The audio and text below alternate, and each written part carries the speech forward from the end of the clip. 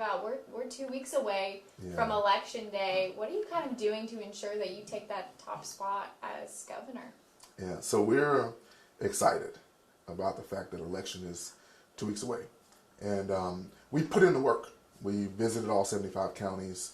We walked a mile with neighbors, having conversations with them. And now all that work is for this moment, for this time. I voted yesterday with my family. We brought 22, actually we probably had about 30 to 40 folks with us to vote. And we're going out, knocking on doors, making phone calls, sending text messages, and making sure people show up to vote in this moment, because this is an important election. What was that like for you going yesterday and seeing people, the polls are open, this is becoming a reality? You know, this is my favorite part of campaigning. I always get energized by the fact that people actually can take all of the information they learned, everything they had heard, and get to go have their voice locked in with their vote. And it was especially special to me because my 3 daughters got to be there. And we've always made a family tradition of voting together. So to be there and them to see my name on the ballot was important. But most importantly, and I talked with them about this, is that why we were doing it, and doing it for all Arkansans. Doing it so that everyone can have the opportunities that I had growing up, and to make sure that everyone can actually realize their full potential. Now, right now, the polls still show you about 10% below. How do you plan on closing that gap in the next 2 weeks? Yeah, so we've clearly, as you can tell, we closed the gap significantly, and we're at about 10%. Now, keep in mind, they're a little over 5% undecided. So even this morning, in the coffee line, I said, hey, have you decided who you're voting for? And they said no. So I had a conversation, gave my flyer, and got another vote. Last night, we were out and about getting votes. So this is about ensuring that people understand what they're voting for and why they're voting. In addition to that, keep in mind, the polls for likely voters. We are engaging folks well beyond likely voters. We're all up and down the Delta. We're in South Arkansas, which typically has low voter turnout, and we're on college campuses. I've been to multiple college campuses already, and I'm headed to another one today. I want to ask you too, because I know a lot through this whole campaign, you've been talking about engaging those people that don't typically vote. Have you been in circumstances thus far that someone was like, I've never voted before, but you changed my mind, I'm going to do it this time? Yes. Literally every week, if not every day. We had a 71-year-old man come in. He had never even registered to vote before in his life. He heard about the campaign. He heard about what we were talking about. He wanted to be a part of it. He registered to vote. He's going to vote this year. We had a new voter for the first time come with us yesterday. Turned 19 and didn't vote last cycle, so is excited about voting now.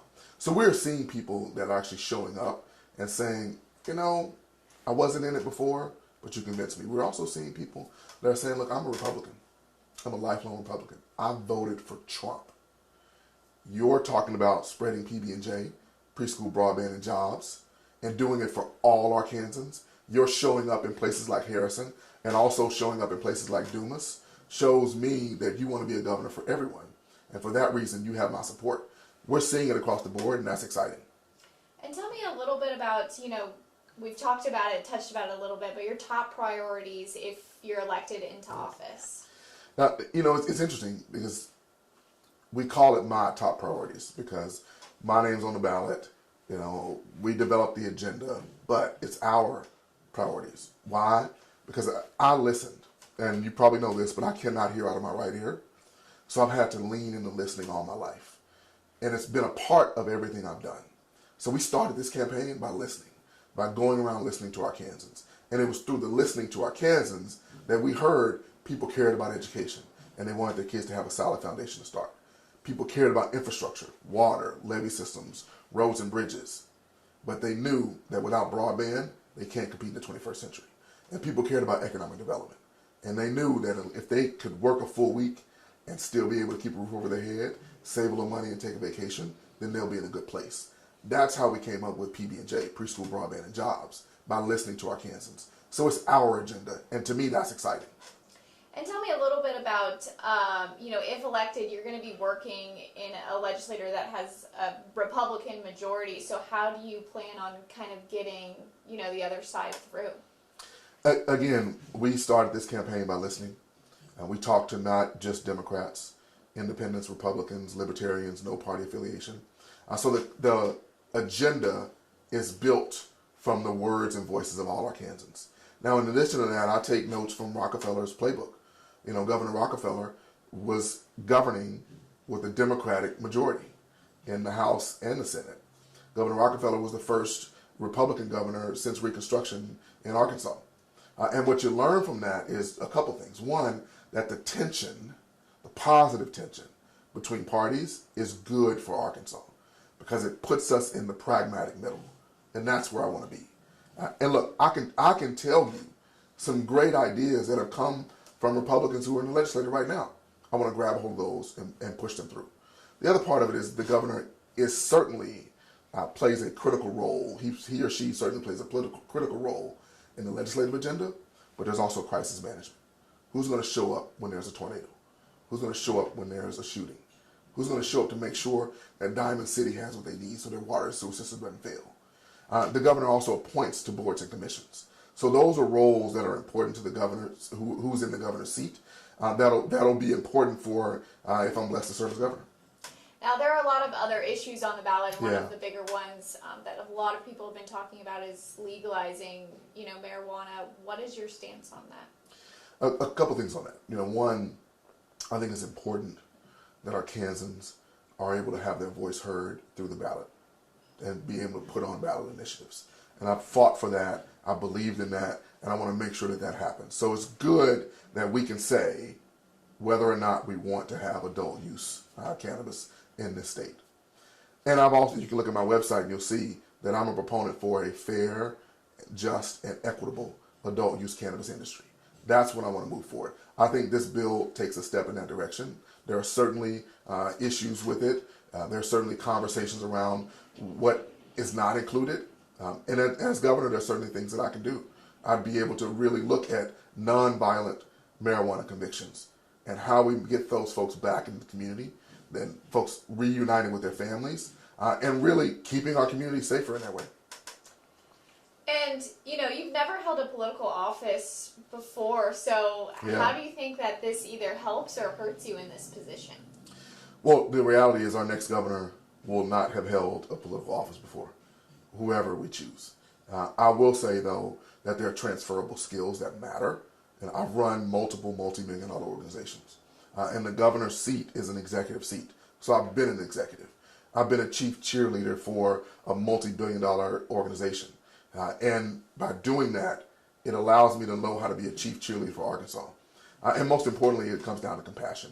I think Arkansans right now, they're asking for a governor who will push us in the direction of community versus chaos, who push us towards pragmatism versus extremism. And what that means is bringing everyone to the table, loving all of our neighbors, and not only because of my background and my family, but also because of my faith, and I'm an ordained minister. It's critical that we love each other and that we support all neighbors, regardless of who you are, regardless of your race, your gender, how many zeros you have in your bank account, or what your last name is. We have to love each other as neighbors. And that's a transferable skill that suits well for the governor's seat in this moment, in this time. And I just have one last question. As far as taxes for the people of Arkansas go, do you see any tax cuts in the future if you are elected? I would love to see cuts to our sales taxes. I would love to see, I think we're on the right track with cuts to income tax. I do not want to see us eliminate the income tax because the math just doesn't add up.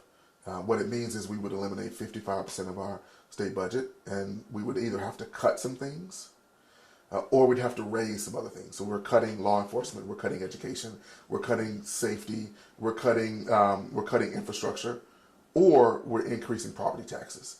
And I'll tell you, I have family and friends who own farms, and they wouldn't be able to sustain if they had to see increased property taxes.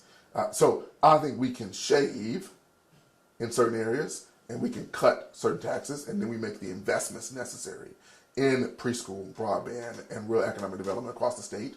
That's where we have to go. Any last message to voters as they head to the polls?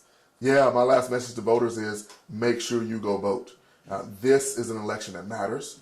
It matters not only for our now, but for our future. And your voice is your vote. So showing up to the polls, go early, and then bring others to the polls. I certainly want you to vote for Chris for governor. Go vote for Chris Jones for governor, and you can go to chrisforgovernor.com to find out more about me.